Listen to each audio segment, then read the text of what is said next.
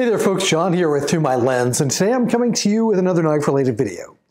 Today we're going to be doing a cleaning and assembly on a Chris Reeve Sebenza 31. This is the 31 that I got just a couple of weeks ago with black micarta inlays. If you haven't seen the video review of that already, go back into my video history and take a look. I think you'll enjoy it. But I've been carrying it, I've been using it, really enjoying it, and I want to go ahead and do my normal knife maintenance kind of for the first time with this knife. And I've already gone ahead and disassembled the knife to kind of expedite things. The Sebenza 31, well, it's all Sebenzas, are pretty easy to disassemble. And even Chris Reeve knives themselves has a video that's been recently done by Tim Reeve, and where they do a disassembly and assembly of a Sebenza. So I welcome, you're welcome to take a look at that as well. So the first thing I'm going to do is apply this EDCI spray-on, rub-in, wipe-off formula for the blade. It's a corrosion and rust retardant sort of formula, or that's what it at least purports to be. But I found it's a pretty good cleaner as well. A lot of people recommend that you just rub this in with your finger. I'm just going to kind of get the excess off so it doesn't drip everywhere.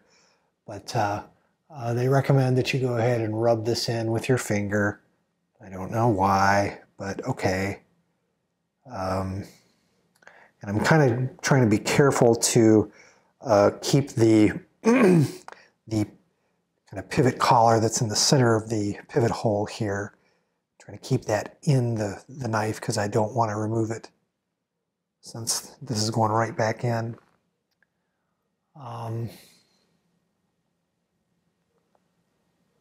So rubbing it in as is recommended.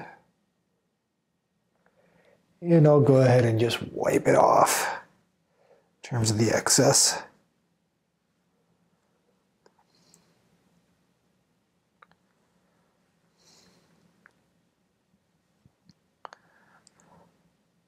And I may need to come back to this a little bit later, but for now we'll just leave that there. I'm going to go ahead and use a little rim oil on the titanium scales. Not that I'm trying to protect the titanium in any way, shape, or form. I just think that rim oil makes a darn good cleaner. So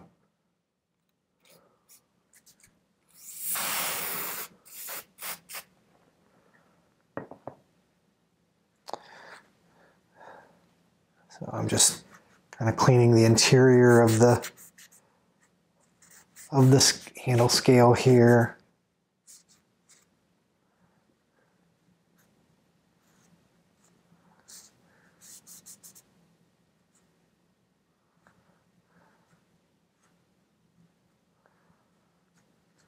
All right, got that one done. Gonna go ahead and do this one. I'm just kind of spraying it off camera so I don't get the spray everywhere.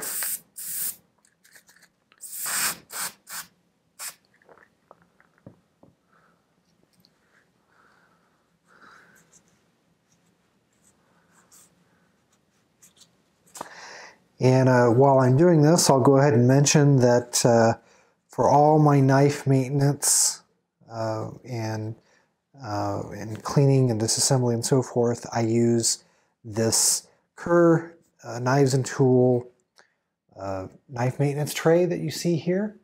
And I also use their titanium bit driver. Of course, any Chris Reeve knife comes with a really nice tool there to take down the knife. It is made by Weehaw, which is the the same maker who makes all my bit drivers. They're kind of preferred in the community. But you know, since I do have the bit driver and I have all the bits, I decided to go ahead and use my tools. So from what I understand, the best way to reassemble this knife once you've cleaned it is to go ahead and put the handle scales together first and then slide the blade in. But before we do that, I am going to go ahead and put the washers back on, and I'm going to do a little bit of lubricating. I'm going to do what many Chris Reeve purists would consider sacrilege. I'm not going to use fluoridated grease because I would like to try KPL Heavy. I've been told that many people actually prefer KPL Heavy to fluorinated grease in terms of making this guy smooth. So I'm going to put a modest amount here where the washer would go, and I'm also going to put some in the pivot collar. It's got some little spots in there, little pockets for lubrication. So I'm going to try to get some in there. Easier said than done, of course.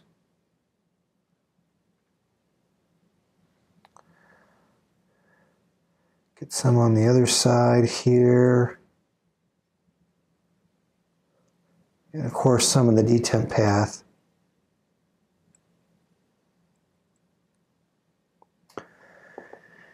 And we'll go ahead and put these back where they belong.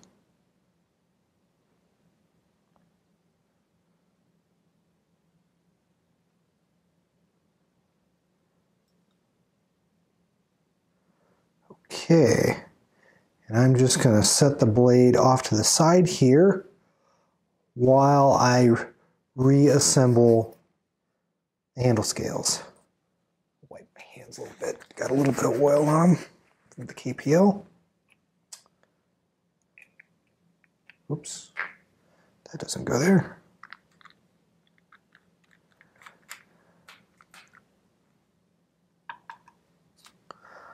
Okay, let's see how we're going to do this.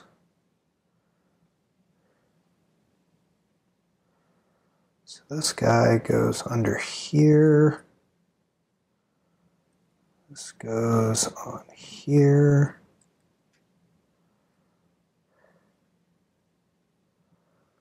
I strongly believe it does.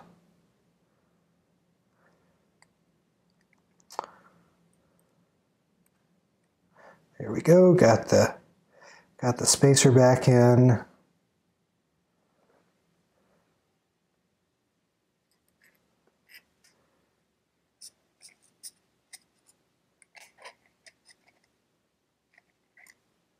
There we go.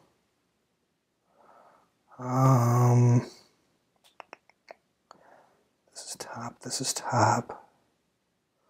Trying to put the same screws back in where they were. I don't know that that's necessarily a requirement, but it's certainly would satisfy my OCD to be able to do that.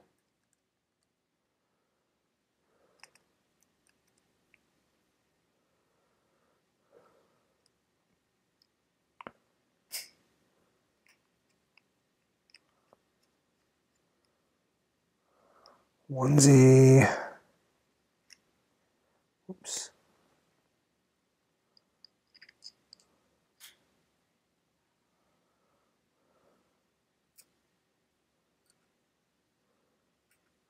And we're not going to put these in overly tight.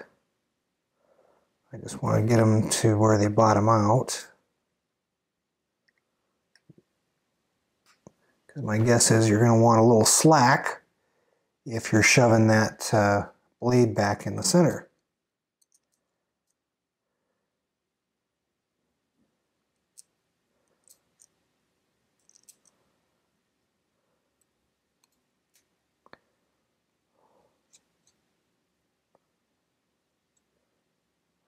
Okay.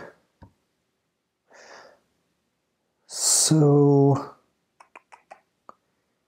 here's what I don't know. Do you want the pivot back in?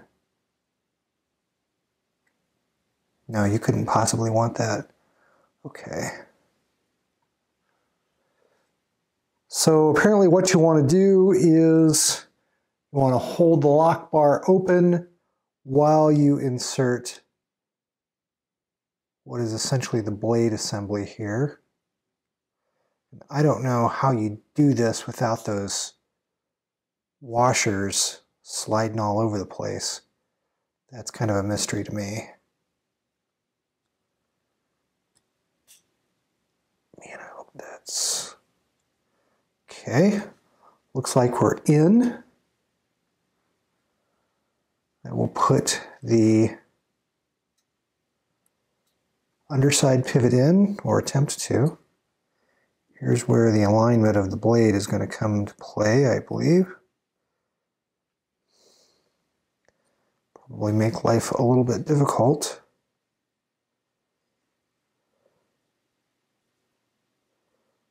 There we go, I think. There we go. Popped that in. Top pivot screw.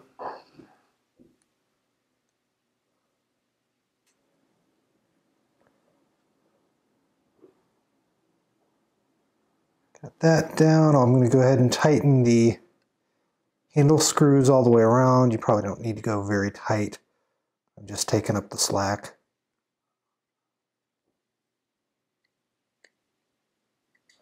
Did that. There. And there. We're good there. Okay, moment of truth. Okay, so you can see we're perfectly centered with the blade. Bring it up, maybe it'll be a little easier to see. And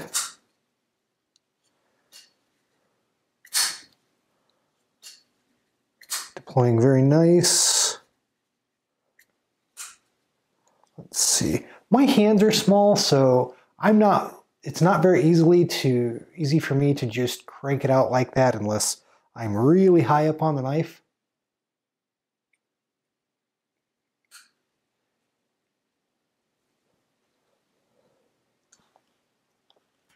Go ahead and wipe the blade off a little bit more there.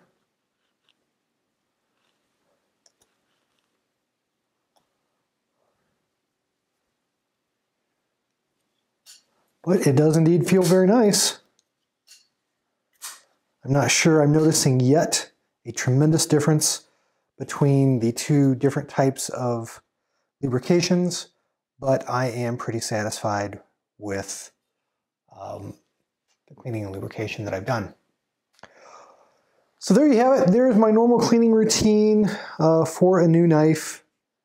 And yeah, I'm all set with my Sebenza. I normally clean them a couple times a year or as needed if I notice that the deployment is suffering because of buildup of pocket lint or whatnot.